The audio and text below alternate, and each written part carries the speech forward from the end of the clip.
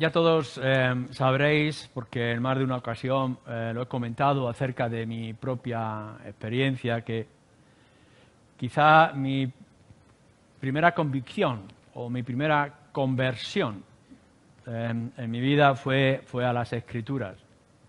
Lo que primero me encantó es la palabra de Dios, aun cuando la teníamos en casa. Fue esas primeras veces cuando empecé a leerla que descubrí que era algo distinto. Y no fue sino después, cuando quedé convencido con ella, que el Espíritu me descubrió a mí, a Cristo como Salvador.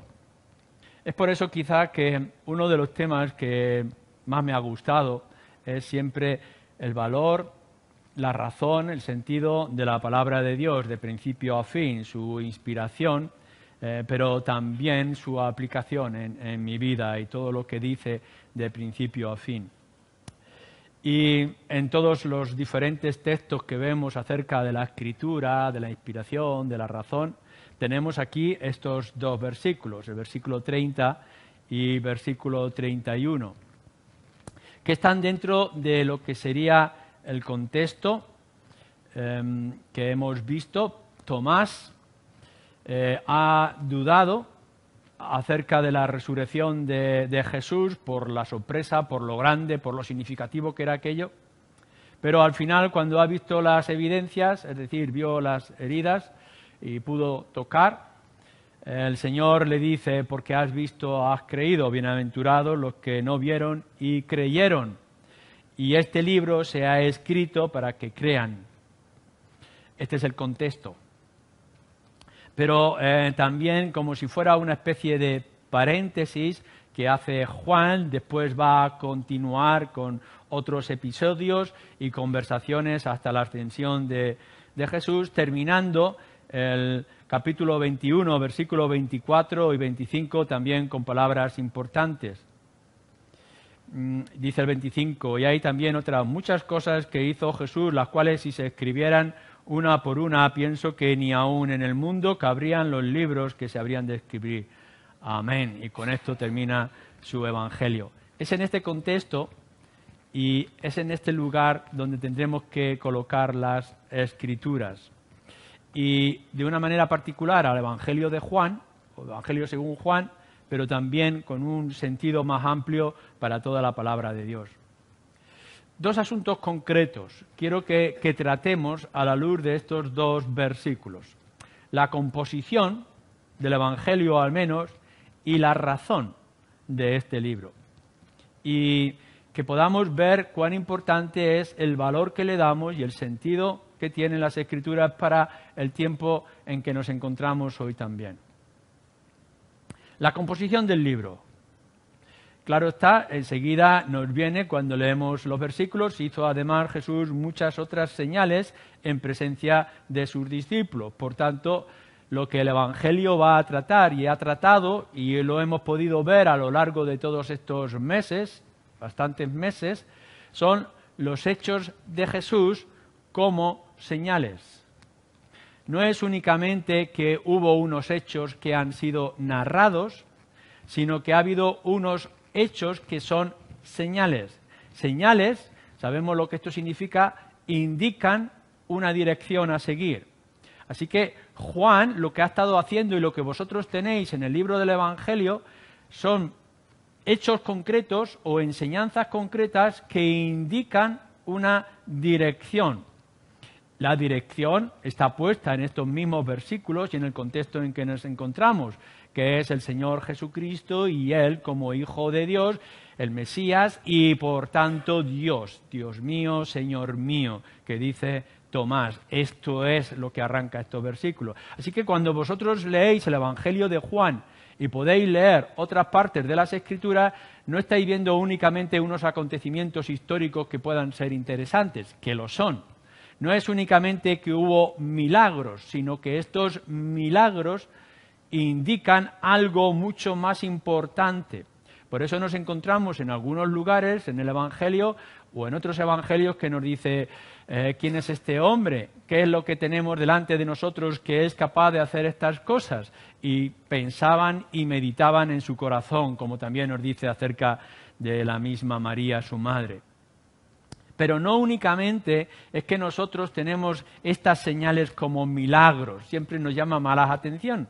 Cuando vamos al Evangelio, Mateo, Marcos, Lucas, Juan, y vemos grandes milagros y poderosos, y nos quedamos asombrados y alumbrados por la resurrección de entre los muertos, o por aquel ciego que empieza a ver y que era de nacimiento, y tantas cosas extraordinarias.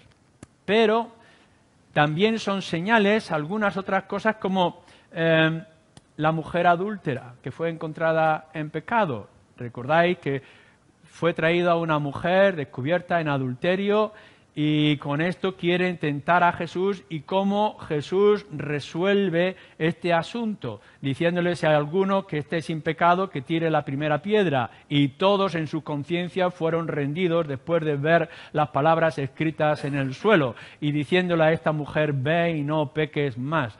¿Qué es esto que está ocurriendo aquí? ¿Cómo este hombre puede actuar de esta manera? ¿Cómo es que rinde las conciencias de todos aquellos que estaban hablando?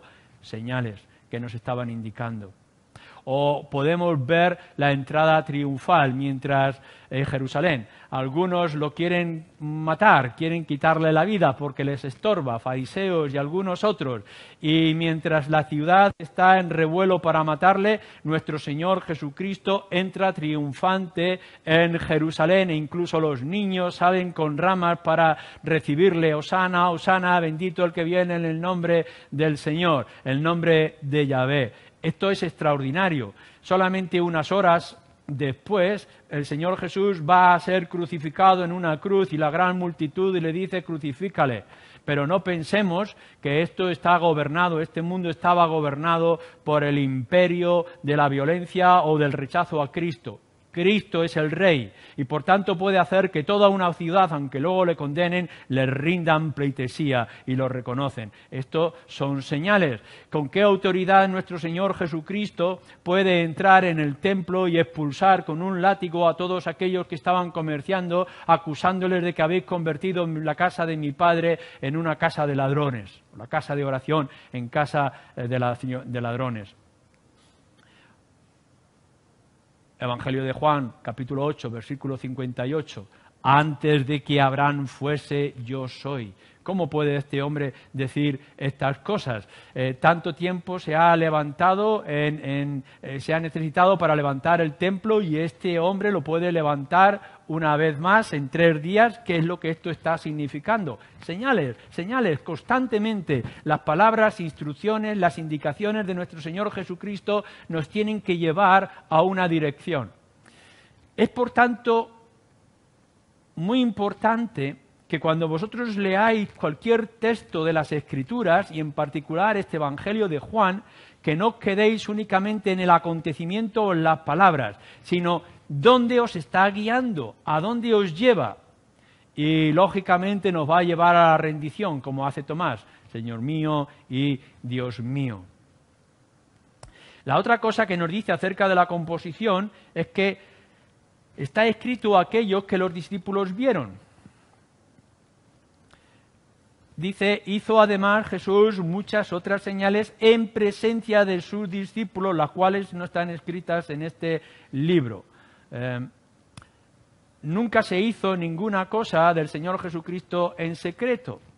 Es más, no se han escrito porque alguien haya recibido algún tipo de revelación especial del cielo que le diga: descubre aquello que nadie sabe. No está recibiendo un mensaje en el medio del desierto que únicamente aquel hombre está recibiendo por medio de ángeles. No, lo que se está escribiendo en el Evangelio de Juan son cosas que otros vieron, que son testigos de lo que ocurrió. Cuando el Evangelio de Juan se estaba escribiendo, muchos podían ratificar o podían decir sí a lo que se estaba escribiendo. Juan está escribiendo en primera persona. Así también lo hace Mateo en primera persona. Pero cuando leemos en Lucas o leemos en Marcos, están escribiendo lo que otros discípulos le dijeron. Mira lo que me pasó. están diciéndole a Marcos, mira lo que ocurrió, yo estuve allí. Y él puede narrar aquellos acontecimientos. Por tanto, lo que tenéis en este libro no son secretos revelados de una manera especial, aun cuando creemos en la inspiración de las Escrituras, sino que son cosas que vieron los discípulos y son testigos de ellas, al menos cuando se estuvieron escribiendo. La vida del Señor Jesucristo fue una vida pública y por tanto fue a ojos de todos. 5.000 personas, o al menos 5.000 hombres, sin contar mujeres y niños, vieron el milagro de los panes y de los peces. No se hizo en secreto. Y cuando ocurrió la resurrección de Lázaro, los amigos y todos aquellos estaban presentes para aquel acontecimiento. Y esto es importante que nosotros lo tengamos en cuenta. No tenemos aquí algo que no se pueda o no se pudiera comprobar, sino algo que es comprobable cuando se escribieron. Así que son las señales que el Señor Jesús estaba haciendo que indicaban quién era Él y cuál era su autoridad y su mensaje. Es algo que pudieron ver todos a su alrededor, pero lo que tenemos aquí es solamente una pequeña selección, porque hay otras cosas las cuales no están escritas en este libro. No todo lo que hizo el Señor Jesucristo lo tenemos en los Evangelios. Hay otras muchas cosas que el Señor Jesús hizo y que no están escritas.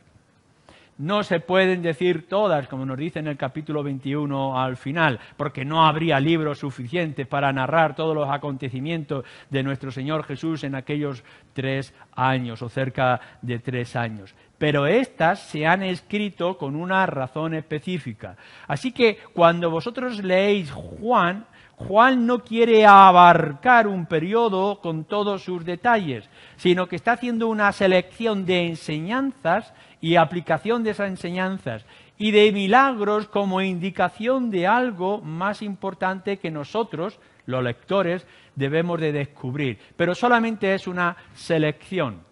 Si cogéis los 4 evangelios y los ponéis paralelos, y es muy curioso poder conseguir esas Biblias que existen con todo el orden cronológico de los acontecimientos, ver qué es lo que se repite y qué es lo que no se repite, y cómo cada evangelio o cada evangelista está indicando algo importante o peculiar acerca de Jesús y su ministerio. ¿Qué evangelio es el que está más indicado para los gentiles no judíos? ¿En qué evangelio se dignifica más el estado o la obra de la mujer, por ejemplo? Y podemos ver diferentes detalles que nos muestran que el autor humano tiene una intención cuando lo está escribiendo.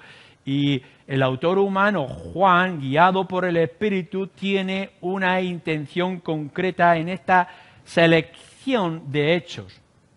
Por tanto, recordamos que todo lo que tenemos en este Evangelio ha sido inspirado, es decir, el Espíritu ha guiado a Juan para que lo escriba. Pero Juan tendría otros muchos más conocimientos que no ha llegado a narrar. Lucas nos dice que todo lo que ha dicho, todo lo que se ha dicho escrito, yo lo he puesto en orden, le he dado una importancia peculiar, dice Lucas, para el lector en particular, Teófilo, que estaba ahí con él. Así que tenemos esta composición. Es muy importante que sepáis qué es lo que tenéis en vuestras manos.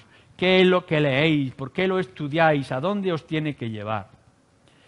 Y entonces vamos a la segunda parte, que es la razón de este libro, como la razón de todas las Escrituras. La Biblia y el Evangelio de Juan no está para informar.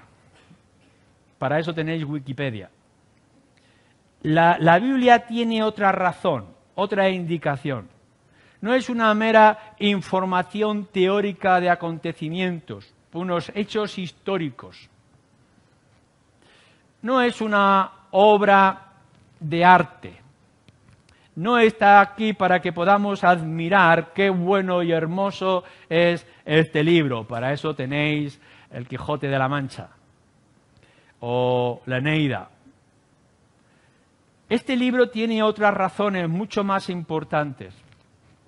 La Biblia y el Evangelio de Juan no está para emocionarte, no está para estremecerte.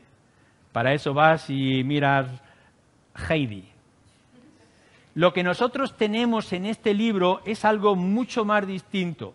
Por supuesto que el Evangelio de Juan y toda la Escritura te va a informar del personaje más importante de la historia.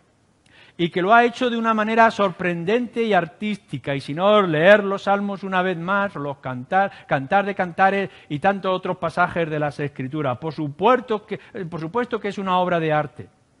Y por supuesto que emociona. Que podemos ver algunos acontecimientos que nos estremecen.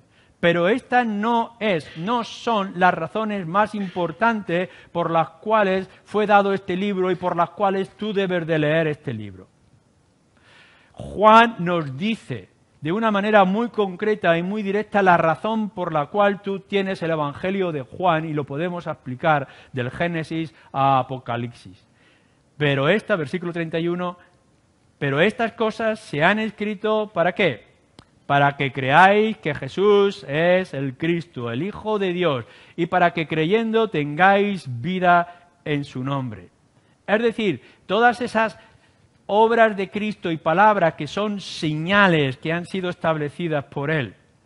Toda esa visión de testigos que tenemos con los discípulos, esa selección de obras que han sido narradas a lo largo de la historia del pueblo de Dios y de nuestro Señor Jesús, están para mostrar que Jesús es el Cristo.